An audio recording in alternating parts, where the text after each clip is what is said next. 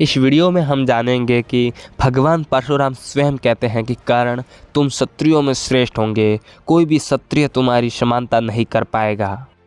और इसके अलावा भगवान परशुराम कर्ण की क्या क्या प्रशंसा करते हैं या फिर उनके बल का वर्णन किस प्रकार करते हैं, ये सब जानने के लिए आप हमारा वीडियो अंत तक ज़रूर देखिएगा।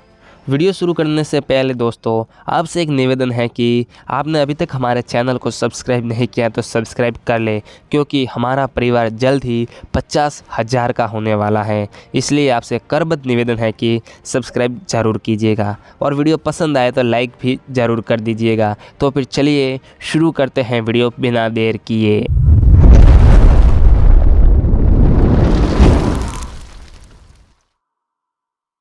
एक समय भगवान परशुराम जी कर्ण के साथ अपने आश्रम के निकट घूम रहे थे। उपवास करने के कारण उनका शरीर दुर्बल हो गया था। कर्ण के ऊपर उनका पूरा विश्वास होने के कारण उसके प्रति सौहार्द हो गया था।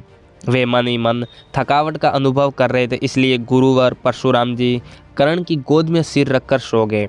इसी समय लार, मैदा, मांस और रक्त का आहार करने वाला एक भयानक कीड़ा, जिसका स्पर्श बड़ा भयंकर था, वो कर्ण के पास आया। उस रक्त पीने वाले कीड़े ने कर्ण की जांघ के पास पहुंचकर उसे छेद दिया, परंतु गुरुजी के जागने के भय से कर्ण न तो उसे फेंक सका और न मार सका। भरत नंदन, वह कीड़ा उसे बार बार डसता रहा, तो भी सूर्यपुत्र कर्ण ने कहीं गुरुजी जाग न उठे इस आशंका से उसकी उपेक्षा कर दी।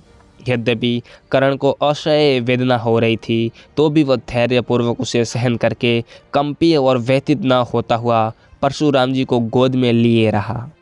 जब उसका रक्त परशुराम जी के शरीर में लग गया, तब वे तेजस्वी भार्गव जाग उठे और भयभीत होकर इस प्रकार बोले, अरे मैं तो अशुद्ध हो गया, तू ये क्या कर रहा है? भय छोड़कर मुझे इस विषय में ठीक ठीक बता। तब कर्ण ने उनसे कीड़े के काटने की बात बताई। परशुराम जी ने भी उस कीड़े को देखा। वह सूअर के समान जान पड़ता था। उसके 8 पैर थे और तीखी दाढ़ें, सुई जैसी चुभने वाली रोमावलियों से उसका सारा शरीर भरा तथा रुंधा हुआ था। वह अलर्क नाम से प्रसिद्ध कीड़ा था।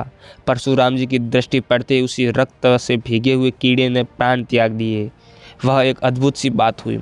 तत्पश्चात आकाश में सब तरह के रूप धारण करने में समर्थ एक विकराल राक्षस दिखाई दिया। उसकी ग्रीवा लाल थी और शरीर का रंग काला था। वह बादलों पर आरूढ़ था। उस राक्षस ने पूर्ण मनोरथ हो हाथ जोड़कर परशुराम जी से कहा, भृगुश्रेष्ठ, आपका कल्याण हो। मैं जैसे आया था वैसे लौट जाऊंगा। मुनि प्रवर, आपने इस नरक से मुझे छुटकारा दिला दिया, आपका भला हो। मैं आपको प्रणाम करता हूँ, आपने मेरा बड़ा प्रिय कार्य किया है। तब महाबाहु प्रतापी जमदग्नि नंदन परशुराम जी ने उससे पूछा, तू कौन है और किस कारण इस नरक में पड़ा था, बतलाओ। तो उसने उत्तर दिया, तात, प्राचीन काल के सतयुग की बात है। मैं दंस नाम से प्रसिद्ध एक महान असुर था। महर्षि भृगु के बराबर ही मेरी भी अवस्था रही। एक दिन मैंने भृगु की प्राण प्यारी पत्नी का बलपूर्वक अपहरण कर लिया। इससे महर्षि ने श्राप दे दिया और मैं कीड़ा होकर इस पृथ्वी पर गिर पड़ा। आपके पूर्व पितामह भृगु जी ने श्राप देते समय कुपित होकर मुझसे इस प्रकार कहा, ओ पापी, तू मूत्र और लार आदि खाने वाला कीड़ा होकर नरक में पड़ेगा। तब मैंने उनसे कहा, ब्राह्मण, इस श्राप का अंत भी होना चाहिए। ये सुनकर भृगु जी बोले, भृगुवंशी परशुराम से इस श्राप का अंत होगा। वही मैं इस गति को प्राप्त हुआ था जहाँ कभी कुशल नहीं बीता। साधो, आपका समागम होने से मेरा इस पाप योनि से उद्धार हो गया। भगवान परशुराम जी से ऐसा कहकर वह महान असुर उन्हें प्रणाम करके चला गया।